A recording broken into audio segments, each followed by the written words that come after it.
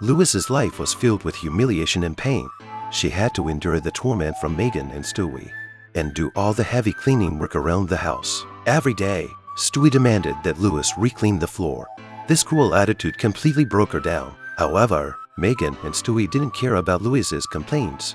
They thought Louis was too fragile and had no reason to be angry. One day, the house received an invitation from the prince. The prince was hosting a ball to find a partner to spend his life with. Although Louis longed to attend, she knew she was not worthy. Megan and Stewie carefully dressed up, ready to make the prince fall for them. But Louis's dress was maliciously torn by them. Heartbroken, Louis hid in the warehouse and confided her pain to loyal Brian. At that moment, a mysterious little fairy appeared and decided to help her fulfill her wish. With a wave of the fairy's hand, Louis was instantly dressed in a gorgeous gown. Brian was transformed into a white horse, and Peter Griffin became a pumpkin carriage. Louis was finally ready to go to the ball. When Louis arrived at the ball, she bumped into the prince. They instantly fell in love, as if the whole world had stopped. On the dance floor, they danced gracefully, and the atmosphere reached its peak.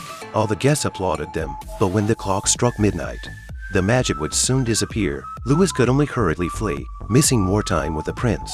During her escape, she left behind a glass slipper, which the prince saw, and his heart was filled with longing. The next day, the prince began personally searching for Louis.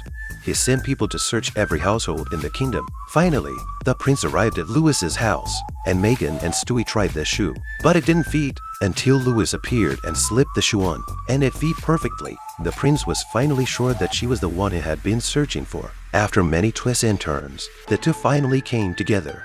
Although the relationship was absurd, they understood that their love belonged to each other. In the end, they held a grand wedding and lived a happy life, becoming the most admired couple in the kingdom.